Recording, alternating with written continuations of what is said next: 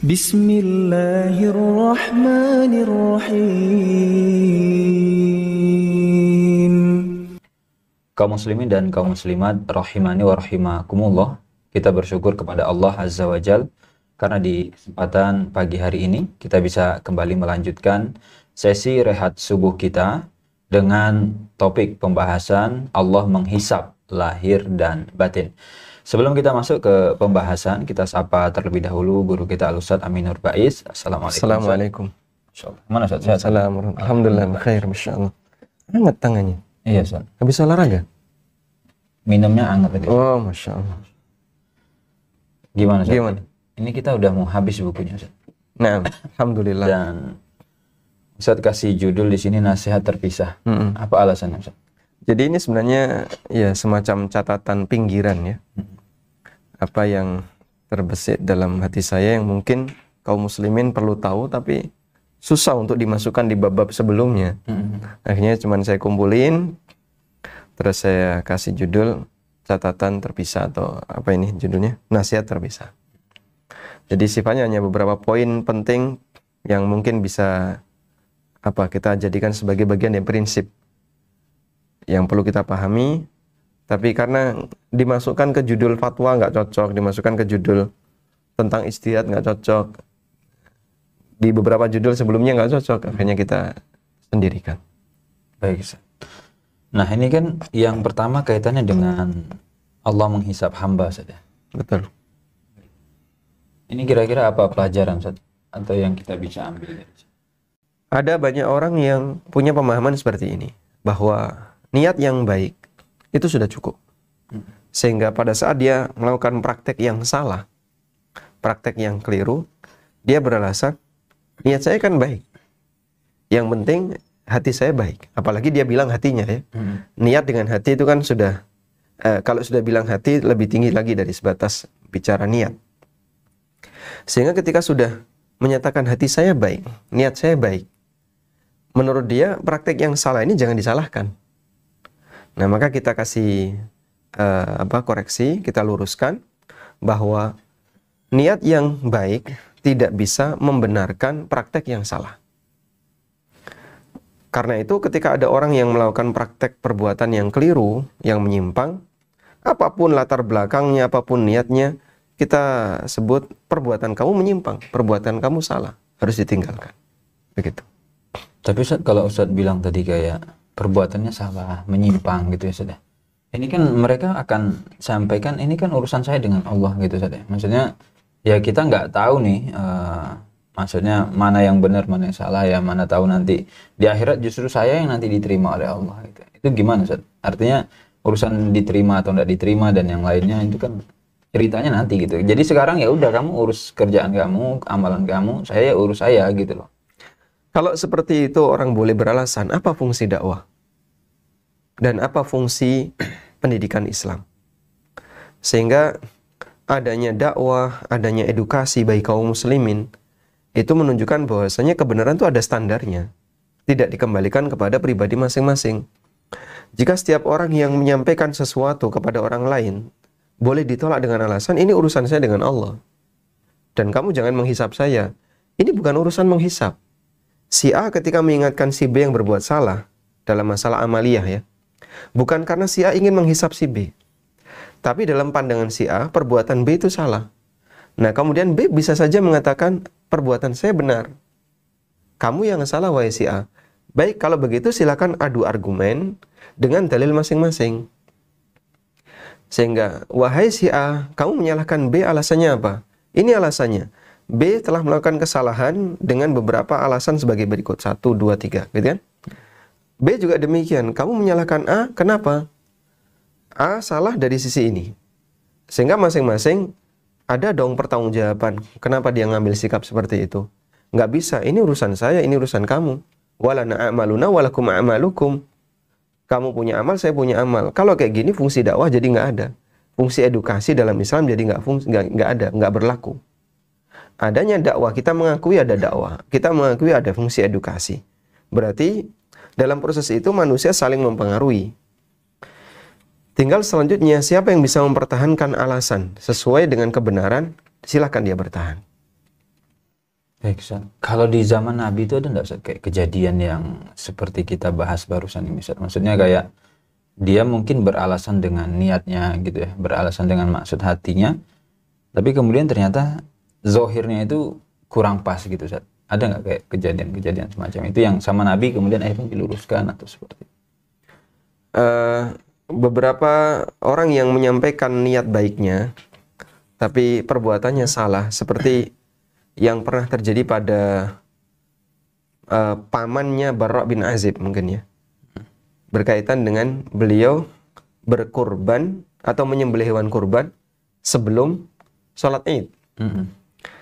Jadi saat di sini kan kita sebutkan ya, Abu Burda, bukan Al-Bara bin Azib, Abu Burda bin Niyar.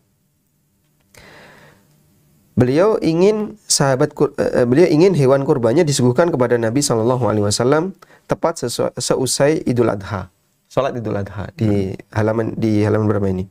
330. Ya. Saya sebutkan itu. Jadi kita bisa lihat niat sahabat ini sangat bagus. Sehingga pada saat dia menyembelih hewannya sebelum sholat, tujuannya adalah agar nanti matang pertama, begitu Nabi SAW pulang dari sholat Id, bisa langsung disuguhkan. Tapi apa kata Nabi SAW? Karena perbuatan dia tidak sesuai dengan bimbingan, amalnya batal. Beliau katakan, syatuka syatu lahmin. Kambingmu cuma kambing biasa. Artinya hanya bisa dikonsumsi dagingnya, tapi tidak bisa bernilai sebagai hewan kurban. Baik, Ustaz. Ada hadis mungkin Ustaz yang umum bahwa mungkin di masyarakat juga tahu Allah itu kan nggak melihat kepada aksesoris kita gitu ya. Allah tidak melihat kepada penampilan gitu ya. Kemudian tidak melihat kepada fisik gitu. Allah melihat kepada hati dan amalan gitu Ustaz. Nah, itu kira-kira seperti apa penjelasan? Hadisnya riwayat Muslim, dan hadis ini bisa kita sebut salah satu prinsip dalam agama. Nabi SAW bersabda, "Innallaha la yanzuru ila suwarikum wala ila ajsamikum walakin yanzuru ila qulubikum wa a'malikum." Allah tidak melihat dari bentuk muka kalian, dari jasad kalian, tapi yang Allah lihat adalah hati kalian dan amal perbuatan kalian. Allah melihat batin, karena batin ini yang menentukan baik buruknya praktek hamba. Dan Allah melihat perbuatan, karena perbuatan itu harus sejalan dengan apa yang ada dalam batin. Bisa jadi ada orang meyakini, tapi perbuatannya menyimpang. Seperti yang dilakukan oleh para musuh Nabi, mereka mengakui kebenaran Nabi ini, tapi di saat yang sama, mereka melakukan praktek yang menyalahi aturan Nabi. Misalnya, Fir'aun, yang dikatakan oleh Allah dalam Al-Quran, wajahadu biha wastaiqanatha anfusuhum zulman wa uluwa. Mereka melawan Musa, wajahadu biha, mereka melawan Musa, wastaiqanatha anfusuhum, padahal hati mereka yakin. Zulman wa uluwa, mereka yakin dengan kebenaran yang dibawa oleh Musa karena tindakan dolim dan sombong. Sehingga bisa jadi ada orang yang mengakui apa yang disampaikan oleh Ustadz ini benar. Sehingga praktek yang beliau lakukan, yang beliau sampaikan, pemahaman yang beliau sampaikan, penjelasan yang beliau sampaikan ini benar. Tapi dalam prakteknya dia nggak mau. Saya biasa seperti ini. Pokoknya apapun yang saya lakukan harus seperti ini. Jadinya ada yang tidak sinkron antara pemahaman dia dengan praktek perbuatannya. Maka Islam menegaskan bahwa Allah Subhanahu wa Ta'ala menghisap keduanya. Batin kamu dihisap, lahir kamu juga dihisap. Dan ketika orang punya niat yang baik dalam melakukan amalan tertentu yang itu tidak disyariatkan, kita akan sebut amalanmu salah, meskipun niatmu benar. Ada ilustrasi yang bisa kita sampaikan untuk menjelaskan ini. Misalnya ada orang yang pengen wakaf atau sedekah, tapi dengan menggunakan harta haram, atau dengan cara maling, atau dengan cara korupsi agar bisa wakaf. Dibenerin nggak kayak gitu? Enggak. Itu nggak bakalan diterima. Tapi kan niatku bagus. Kamu jangan jadi Robin Hood. Kalau mau sedekah, maling dulu. Kalau mau sedekah ya pakai uang pribadi kamu. yang halal, bukan menggunakan uang haram. Kalau mau wakaf ya pakai uang pribadi kamu, jangan pakai uang negara. Sehingga dengan demikian niat yang baik, niat yang ikhlas, ingin berbuat baik, tapi ternyata perbuatannya salah, kita tidak boleh membenarkan perbuatan yang salah tersebut dengan niat yang baik. Wallahu a'lam. Baik. Boleh nggak Ustaz kalau kita simpulkan Ustaz ya? Misalkan orang punya niat baik, mungkin secara niat dia dapat checklist hijau gitu ya. Aman niatnya, ini niatnya karena Allah gitu ya. Tapi ternyata zohirnya atau amalannya bermasalah. Berarti kan ininya checklist, yang sininya silang, kesimpulannya silang gitu ya. Atau mungkin amalannya checklist gitu. Amalannya ini baik, misalkan ibadah atau sedekah atau yang lain. Tapi kemudian ternyata niatnya masalah, ya, silang. Apakah kesimpulannya silang juga atau bagaimana Ustaz? Baik, bisa kita simpulkan mungkin seperti itu. Salah satu silang jadi silang. Oh gitu Ustaz. Pokoknya setiap ada negatif jadi negatif. Dan teorinya kan plus kali minus, minus ya. Minus kali plus, minus. Semua yang ada unsur negatifnya jadi negatif. Yang baru bisa positif adalah ketika plus kali plus. Ya, minus kali minus juga plus jadinya. Iya. Baik. Pokoknya semua ketika ada unsur negatifnya negatif. Sehingga dalam hal ini mungkin nggak terjadi sebaliknya. Di mana amalnya bagus, baik, benar, tapi niatnya menyimpang. Sangat mungkin. Ada banyak orang beramal tapi dia nggak ikhlas. Ada orang beramal tapi ternyata secara batin dia mencari untuk selain Allah Subhanahu wa taala atau dia punya kepentingan. Dan di masa Nabi sallallahu alaihi wasallam itu sudah ada orang munafik. Dia ikut sholat jamaah. Kadang Jumatan itu Abdullah bin Ubay bin Salul dia berdiri di tengah para jamaah. Lalu dia memuji-muji Rasulullah sallallahu alaihi wasallam di hadapan para sahabat. Dengan maksud biar mendapatkan pengakuan. Inilah Abdullah bin Ubay bin Salul. Ternyata dia memuji Nabi SAW. Dia bukan orang kafir. Dia muslim. Tapi di saat yang sama, dia menaruh kebencian yang luar biasa kepada Nabi SAW dan para sahabat. Maka praktek perbuatan dia, dohirnya, nggak ada masalah. Tapi batinnya, isinya permusuhan yang luar biasa. Dan Allah tahu.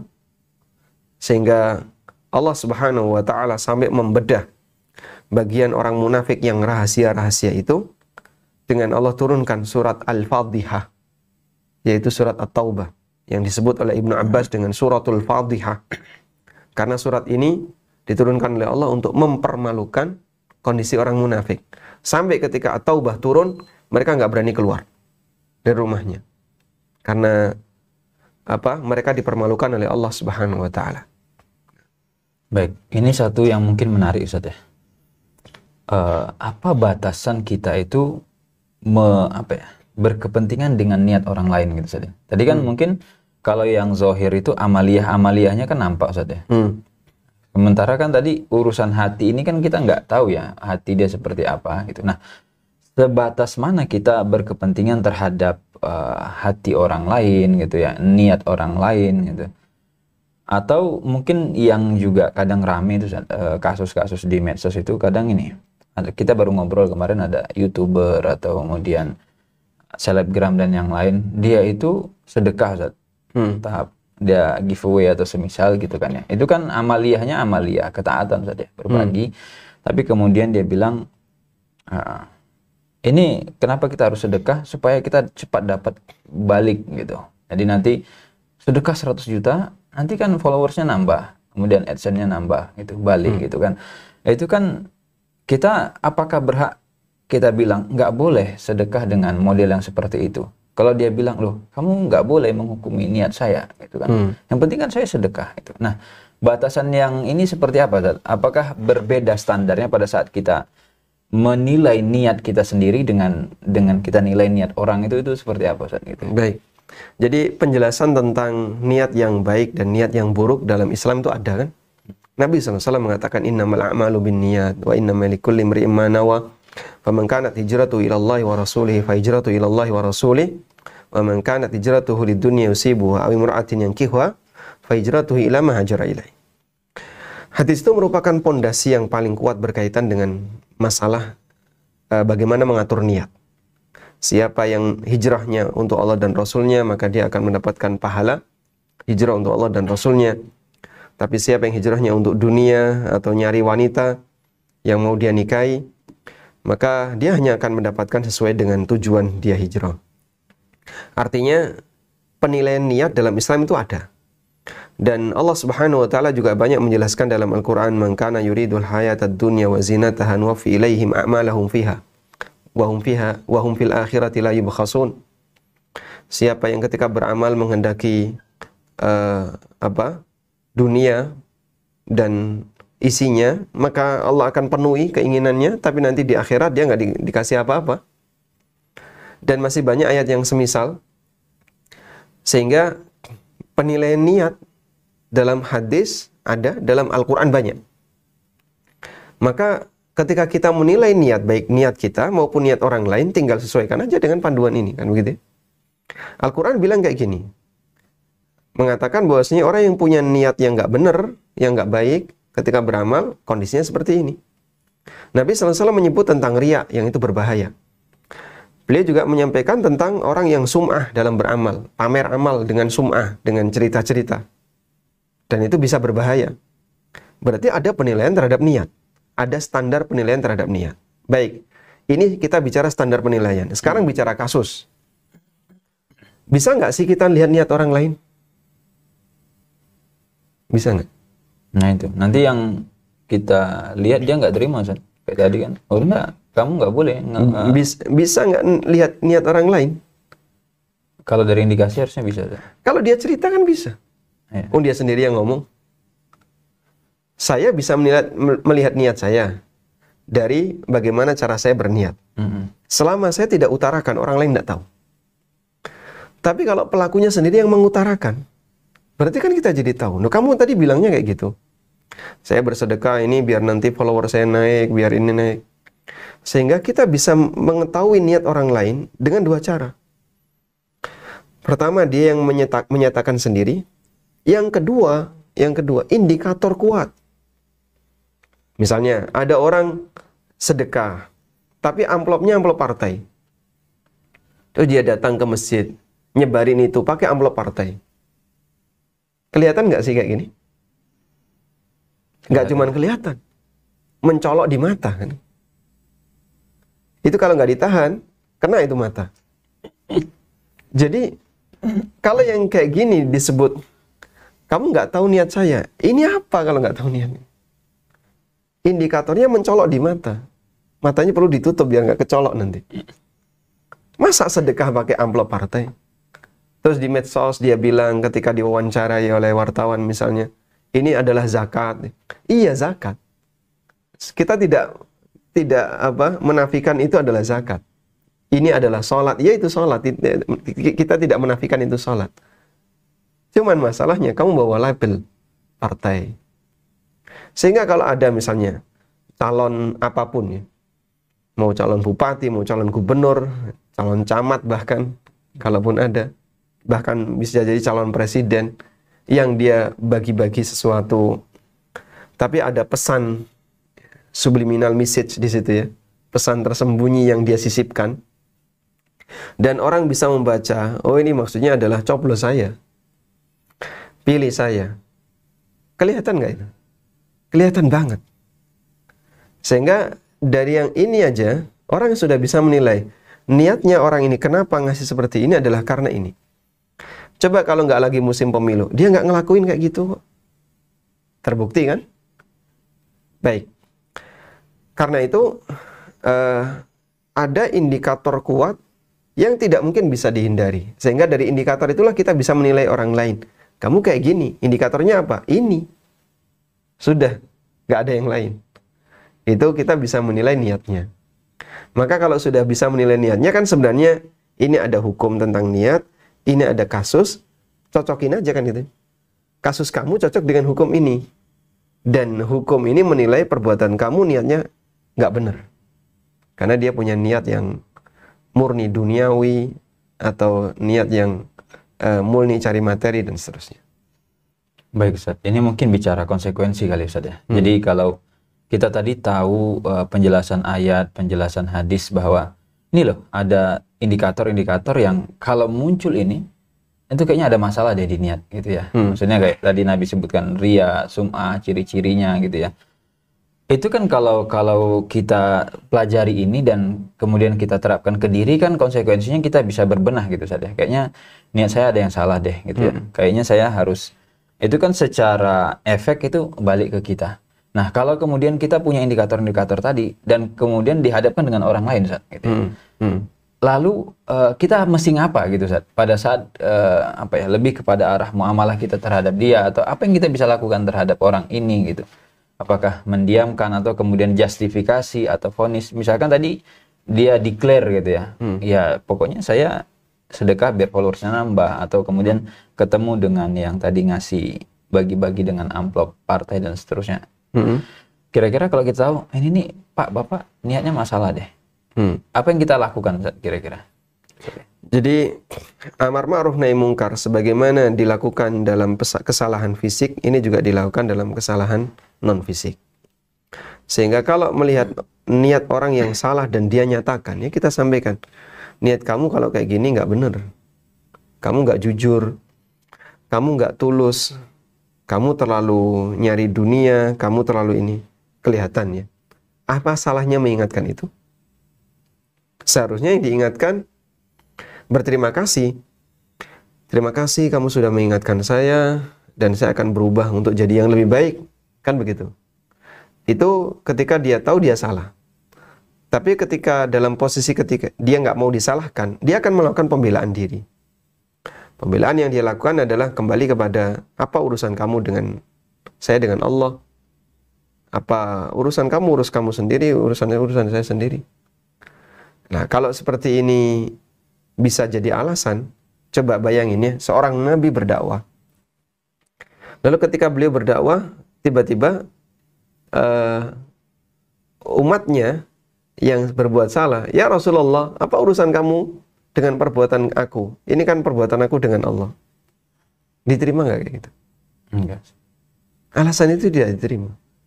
Sehingga dengan alasan ini, mereka ya tetap layak disalahkan. Keberadaan amar ma'ruf nahi mungkar berlaku baik dalam kesalahan lahiriah maupun kesalahan batin. Ini mungkin pelengkap Ustaz ya. Kalau Nabi yang ngasih tahu itu kan orang pada nerima Ustaz ya. Ya Nabi itu kan apa istilahnya maksum, nggak ada dosa, memang dipilih Allah. Orang ini kadang kan yang membuat dia agak sulit itu, kamu nih siapa gitu loh. Maksudnya kamu kan sama kayak saya gitu loh. Ya saya punya salah nih, masalah tadi niat. Kamu kan punya salah juga gitu loh. Maksudnya atau itu dari sisi yang kita kasih tahu Ustaz ya. Tapi atau dari sisi kita juga kadang kita mungkin minder Ustaz. Ya saya juga ada salah sih gitu. Kok saya kemudian nanti nyampein, Mbok ya tolong kalau ngasih itu ya gimana gitu. Kita juga di satu sisi itu ada minder juga Ustaz gitu. Maksudnya minder itu ya saya juga banyak juga sih salahnya gitu loh. Yeah. Itu gimana Ustaz? Apakah kita harus jadi nabi dulu apa jadi malaikat atau gimana Ustaz? Masya Allah. Kalau dikatakan bahasanya kalau nabi yang menyampaikan pasti diterima, nyatanya juga tidak. Terbukti banyak orang yang memusuhi beliau sallallahu alaihi wasallam dan juga sejarah para nabi sebelumnya. Sehingga tidak semua kebenaran yang disampaikan, meskipun orang yang menyampaikan adalah orang yang sudah sangat sempurna, bisa diterima oleh masyarakat. Para nabi itu ditolak oleh masyarakatnya ketika mereka berdakwah, sebagaimana dalam sejarah yang disebutkan dalam Al-Quran. Baik, lalu bagaimana ketika ada orang yang beralasan kayak gini? Jadi kamu kan punya salah, urus kesalahan kamu sendirilah, jangan urus kesalahan orang lain. Kalau kayak gitu gimana? Gimana Ustaz? Kalau pakai dalil kan mungkin orang nggak nerima Ustaz. Ada nggak contoh kasus yang relate dengan ini Ustaz? Saya ada sih satu. Gimana contohnya? Tapi Ustaz dulu. Nanti Ustaz dalil mungkin ya. Kalau yang saya bayangkan gini Ustaz. Anggap yang salah ini kalau kita lagi ujian di kelas gitu Ustaz ya. dari 100 soal, dia benar 99, salahnya 1. Anggap nomor 100 dia salah. Iya. Temennya, dari 100 soal, salahnya 99, benernya 1. Nomor 100. Nomor 100-nya dia kebetulan benar. Iya. Jadi pada saat ngobrol dia bilang, kamu salah ya nomor 100. Ini loh, yang benar tuh begini. Nah, yang nomor 100 kan gengsi, Zat. Saya nilai saya 99, salah saya 1. Kemudian dia bilang, kamu nggak usah ngasih tahu saya. Nilai kamu berapa? 1 loh, salah 99. Nah, tapi kan di satu sisi yang dia bilang itu benar gitu, Zat. Bisa nggak dianalogikan gitu, Zat? Bisa, Masya Allah ya. Analogi yang bagus nih. Pemirsa harus tahu ini ya. Baik. Betul sekali bahwasanya yang namanya manusia itu kan beririsan ketika kita buat diagram Venn ya. Dia benar di sisi kanan, salah di sisi kiri. Si B benar di sisi kiri, salah di sisi kanan. Kalau mereka saling mengingatkan, sehingga akhirnya mereka semuanya kembali kepada kebenaran yang sama, kan bagus jadi. Makanya sebenarnya saat orang itu diingatkan oleh orang lain, disitulah kelihatan siapa yang tawadhu dan siapa yang punya perasaan sombong. Sebab Nabi SAW menyebutkan sombong itu definisinya apa? Batrul haq. Batrul haq, menolak kebenaran. Kalau yang disampaikan oleh orang ini itu benar, kenapa kau nggak terima? Terlepas dari alasan, urus kesalahan kamu sendiri. Kamu kan punya dosa juga, kamu nggak maksum. Iya betul, tapi kalimat ini yang dia sampaikan ini benar atau salah? Benar. Ya saya tahu itu benar. Terus kenapa nggak kau terima? Ketika saat kau tahu yang dia sampaikan ini benar, terus kau tolak dengan kau balik sampaikan ke dia, urus kesalahan kamu sendiri, itu kan masuk kategori batrul haq, menolak kebenaran. Dan itu contoh kesombongan. Maka orang ketika dikasih tahu kesalahannya dan dia tahu bahasanya apa yang disampaikan ini benar dan itu memang kesalahan dia, tapi dia nggak mau terima, berarti ini salah satu tanda dia sombong. Ya meskipun, oh saya nggak sombong. Iya, kamu bisa memberikan pembelaan diri nggak sombong, tapi hakikatnya kamu sombong. Masya Allah. Baik, yang intinya pokoknya zahir batin kena hisab nanti gitu saja. Betul. Jadi kalau tadi orang yang betul 100, salah satu di nomor 100. Kalau dia menerima koreksi dari orang yang salah 99, betul 1 di nomor 100, komplit dia, betul 100%. Andai kan dalam proses ujian ya, boleh saling tukar gitu. Sehingga yang betul 99, salah 1, mau menerima koreksi dari yang salah 99, betul 1, ini jadi 100. Dan ini juga sama, ketika dia transfer ke situ, ngoreksi, dia bisa betul 100. Karena kalau ilustrasinya gini, hidup ini kan ujian semua ini. Dan dalam ujian itu, kita diperbolehkan saling bertukar pikiran, saling mempengaruhi, untuk bisa kembali kepada mana yang paling benar. Laporannya nanti di akhirat. Kita akan dihisap. Yang sudah tidak ada lagi kesempatan ngoreksi. Jadi mumpung masih di masa ujian, masih bisa ngoreksi. Hasibu anfusakum qabla an tuhasabu. Hisaplah diri kalian sebelum nanti kalian dihisap di akhirat. Sekarang itu masanya ngoreksi terus. Dan hidup ini selalu dalam fase koreksi terus. Sampai kita mati. Nggak ada ujungnya. Kecuali kematian. Wallahu a'lam. Mungkin kalau yang tadi Ustaz, salah 99 itu lebih mudah tawadu Ustaz ya. Dia nyadar diri dia, oh ya salah saya banyak. Dikasih tahu kan gampang. Tapi kalau yang benar 99 salah satu ini kan mungkin agak berat juga Ustaz ya. Itulah tadi mungkin tadi peran kesombongan di situ barangkali Ustaz ya. Mungkin bisa juga. Baik. Ini kita akan coba. Nah begitu dia sombong salah banyak jadinya. Ya. Kita langsung interaktif Ustaz. Boleh? Baik. Para pemirsa yang dirahmati Allah, demikian untuk sesi materi di kesempatan pagi ini.